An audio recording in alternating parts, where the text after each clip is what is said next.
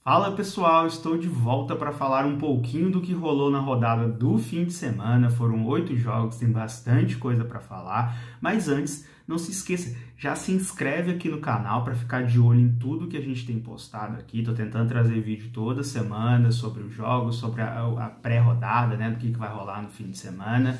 Então fica de olho aqui, curte também esse vídeo, comenta o que vocês acharam, dá dicas também do que devemos fazer e compartilha aí com o seu time, com o geral que você acha que vai gostar desse conteúdo aqui do mapa para a gente continuar crescendo e bora lá.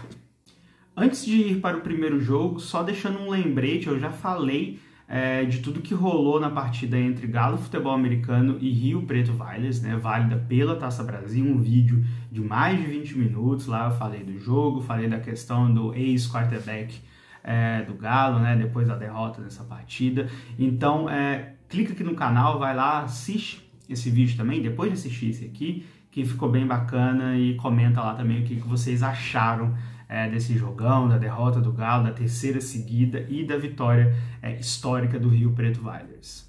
Eu vou começar com a América Locomotive Golden Lions, jogo que eu estava presente, né? É sempre bom ir lá no campo da Universo, porque a infraestrutura do Locomotive é sempre muito boa. A hora do almoço, o jogo foi às 13 horas, então deu para comer o meu hambúrguer, um pastel, deu para tomar uma cervejinha ali, então tem toda uma infraestrutura, coisa que só a Locomotiva sabe fazer aqui. Boa presença de público, né? Tinham ali quase 500 pessoas no campo, e foi um jogo que novamente eu esperava um pouquinho mais do Locomotiva, beleza? O técnico, o head coach americano chegou há pouco tempo, tá há menos de um mês no time, ainda tá dando a sua cara a esse elenco, né, que está em desenvolvimento, mas eu esperava um pouquinho mais da OL, que ainda cede muita pressão para o Guti. O Guti está sendo pressionado por times que não têm DLs tão talentosos. Vai pegar ao longo do Mineiro times que têm muito mais talentos nessa posição, e se continuar assim vai sofrer muito. Mas ainda assim o Guti é um QB de muita qualidade, conseguiu arrumar espaço para as corridas mesmo sem a proteção da OL. Foram 7 corridas para 74 jardas, 3 touchdowns corridos, fez um passe para TD, mas o jogo aéreo foi o problema, né? Ele conseguiu completar menos de 50% dos passes, em boa parte por culpa de quem deveria receber, né? Muitos drops. O único alvo de fato assim confiável dele é o Arthur Rocha, né? Que novamente foram 5 targets, 4 recepções. É um cara muito seguro, mais um jogo com passe para touchdown, mas os outros receivers precisam calibrar essa questão da recepção. Tá muito ruim mesmo, e o time poderia ter pontuado mais se isso tivesse acontecido. A defesa continua jogando bem, acho que jogou melhor do que na semana retrasada, né?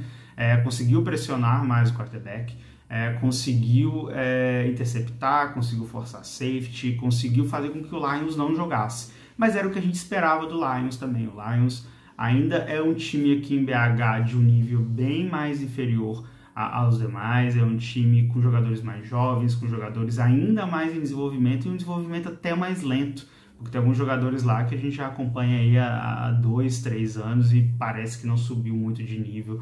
Mas é um time que tem uma organização até legal, bastante legal, comparado a muitos times do FABR, é bem melhor. Mas é um time que dentro de campo não mostra muito, né? E novamente não mostrou. E agora é esperar, tem mais umas 4, 5 semanas para o próximo jogo, esperar alguma evolução, mais tempo de treino, e que esse time volte mais encaixadinho e com menos erros para... Vou continuar com o Campeonato Paranaense, né? Tivemos rodada dupla lá em Campo Largo, né? O primeiro jogo na manhã foi Brown Spiders e Curitiba Lions. Eu sei que o Brown Spiders novamente foi depenado, né, pelos seus adversários. Muitos jogadores starters do time saíram, muita gente nova, algumas pessoas até mesmo voltando a jogar no time, mas me preocupa ver que o time está no mesmo ritmo do ano passado. Né, tirando o jogo contra o Rio Preto Whalers nos playoffs do Brasileirão, aquele foi um jogo muito fora da curva da defesa, principalmente da defesa do Brown Spiders, que jogou num nível assim altíssimo e que conseguiu dar muito trabalho para o Whalers. O ataque continua na mesma levada, o ataque continua inconsistente, O ataque continua com um jogo aéreo complicado, né? Mais erros do que acertos, né? O Julian teve menos de 50% de aproveitamento, teve 148 jardas, teve um open rate de 75, não foi a melhor das partidas.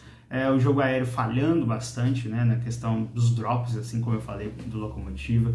Proteção da OL também para ele não é muito boa. O que tem de ponto positivo é o jogo corrido, mas aí também é um ponto negativo, porque os dois jogadores que se destacaram nessa partida, os dois não vão estar no Brawl Spiders no segundo semestre, por exemplo, né? Que é o Kilson Mariano, que fez 109 jardas corridas e 2 touchdowns, ele é do Stepos, e o JP Ramos, que também é do Stepos, conseguiu 91 jardas corridas, 2 touchdowns. Os dois foram os motores do time, jogaram pra caramba, fizeram o time ganhar, né? Pô, quase 200 jardas corridas, isso é muita coisa numa partida. Só que me preocupa saber que eles não vão continuar para o resto da temporada. E o que, tirando eles, o resto do ataque não funcionou. Não vi nenhuma arma ali própria do time, né, que vai continuar no Brawl Spiders pro resto do ano, funcionando bem. Primeiro jogo, ok, mas esse já é um time que já está junto há algum tempo. E a defesa carregando novamente, né, a defesa, como sempre, pressionando muito, não dando espaço para o time adversário, é o que segura esse time. É a base do Brawl Spiders, é essa defesa que continua muito forte, mesmo ali com algumas peças tendo saído, mas ainda é uma defesa padrão, né, do sul do Brasil, e me preocupa o ataque. O ataque vai precisar melhorar, e beleza que tem que aproveitar sim o Kilson Mariano e o JP Ramos, mas tem que pensar depois deles, né, o que vem depois desses dois no ataque. Mas foi uma vitória, né, o time venceu até de certa forma sossegado, mas tem que focar naquilo que errou muito. O L, a questão dos wide receivers também tem que olhar para o resto da temporada, porque isso vai ser muito importante para o Brawl Spiders. Continuando no Campeonato Paranaense, na parte da tarde tivemos Paraná HP e Ponta Grossa Phantoms, e esse foi um jogo que assim, eu tinha muita curiosidade para ver qual que seria o impacto da saída do Patrick Oliveira, o running back, e do quarterback Matheus Rosa, né? O Patrick foi para a Alemanha jogar na GFL, o Matheus Rosa vai para o Vasco da Gama, e assim, foi um impacto gigante, porque o ataque do HP simplesmente não conseguiu atuar bem. Tirando a ótima atuação do running back 28, Sandler, o resto do time não rendeu. Os quarterbacks não renderam, seja o Vidal, que é mais experiente, ou o Fogaça, que é mais jovem.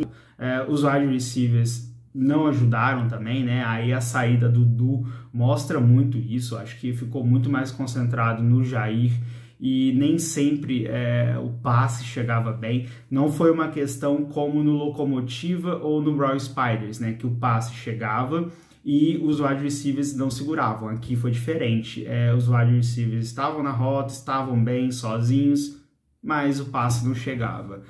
Passes muito apressados, passes curtos, longos. Então, assim, nada a falar muito bem do ataque, tirando o Sandler.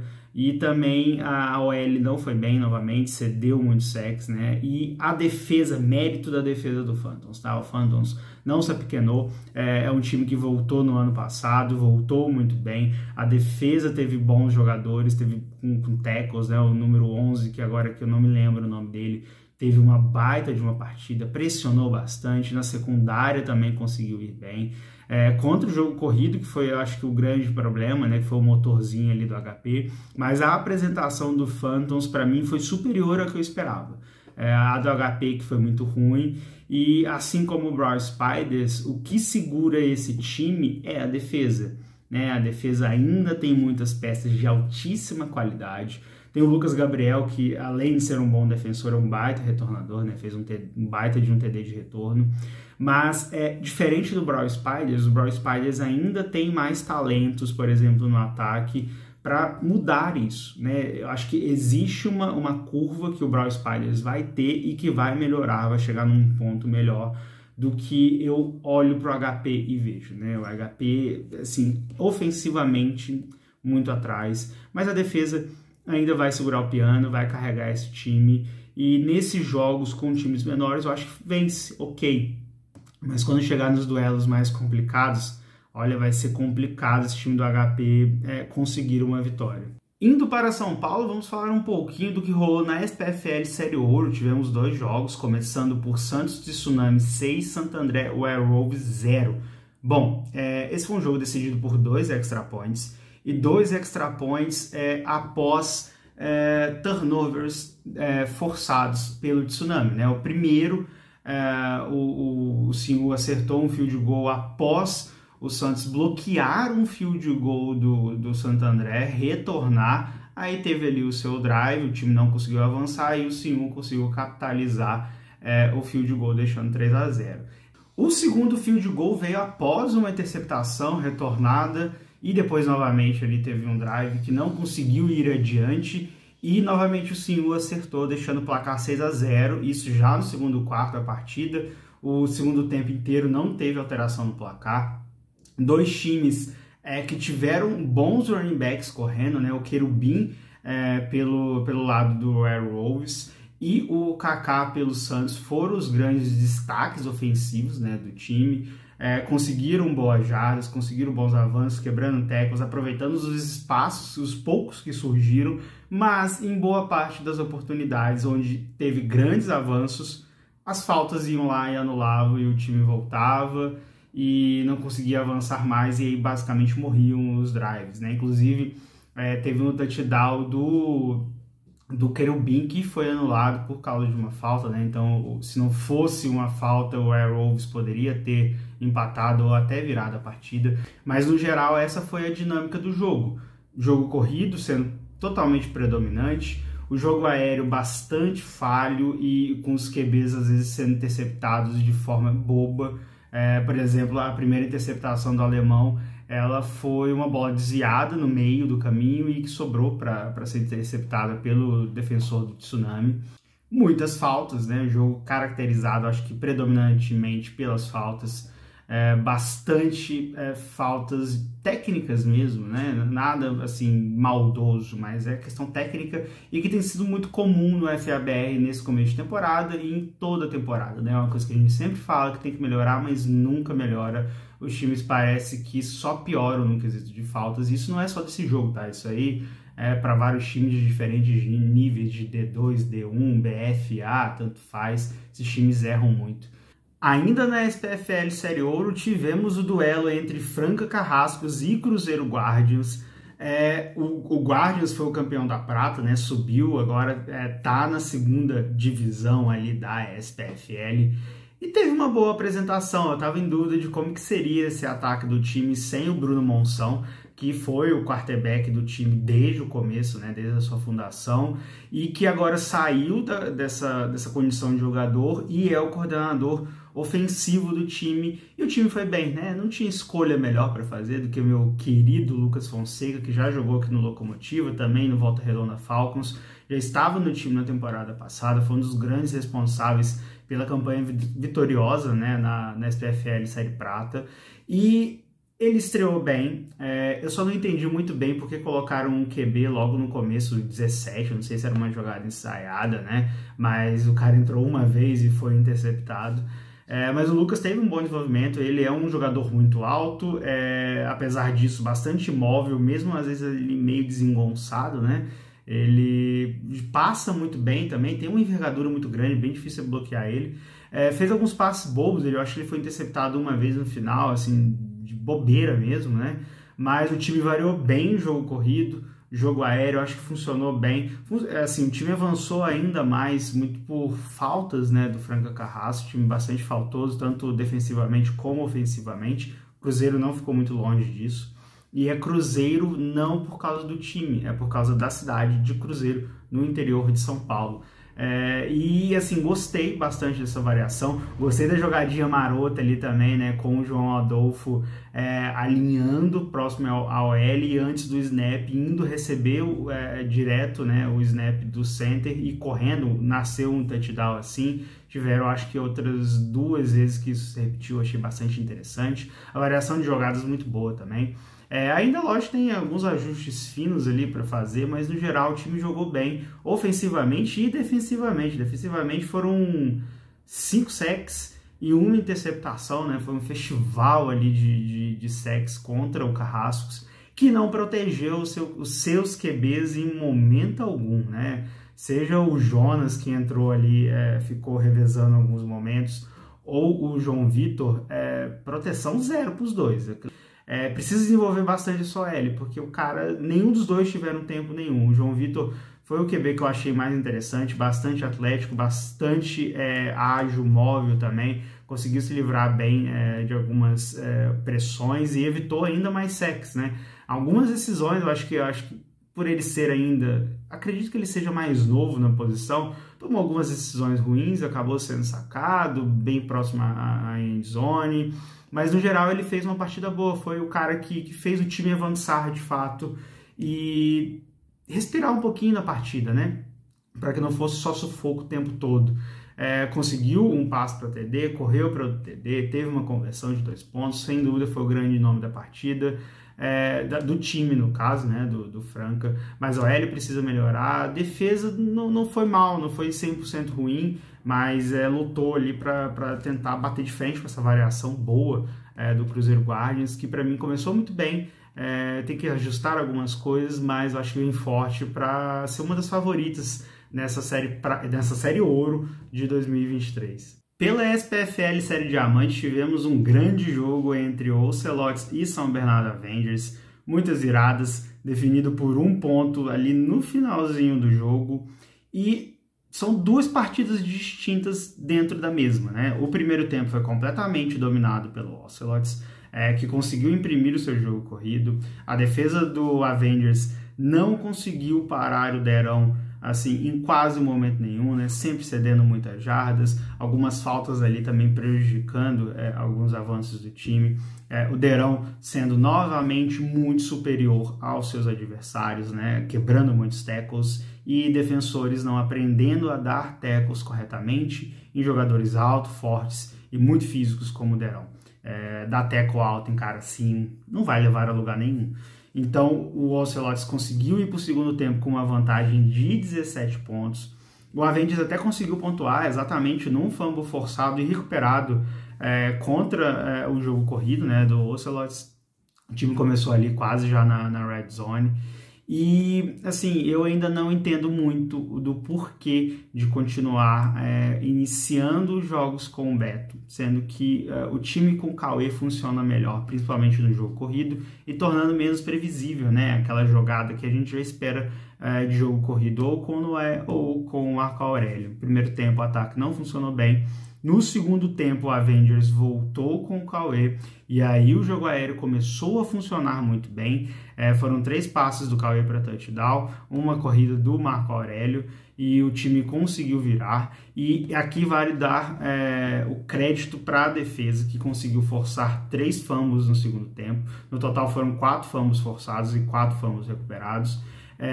Todos eles seguidos de touchdowns. E aí vem aquela coisa, né, do futebol americano, a gente fala que quem ganha a batalha dos turnovers vence a partida. Não foi o caso aqui, foram 4 turnovers, 4 touchdowns nesse sentido, e o Ocelotes, um turnover só forçado, ainda conseguiu ganhar, porque o Avengers não tem kicker, né? O Avengers marcou 1 touchdown a mais, foram 5 touchdowns contra 4 do Ocelotes, e ainda assim conseguiu perder por 1 ponto, porque não converteu nenhum extra point. E aí a gente coloca nessa conta também as conversões de 2 pontos. Não entendi por que não continuou chutando com o kicker número 68. Ele errou o primeiro e o time desistiu, foi para 3 conversões de 2 pontos, 3 ruins. E no último lance, precisando empatar ou virar, decide voltar para o extra point e perde novamente. É um time que precisa evoluir nessa questão dos special teams, que se quiser vencer na SPFL vai precisar disso, não basta só anotar touchdowns. Mas o time do segundo tempo é o que a gente quer ver o jogo inteiro.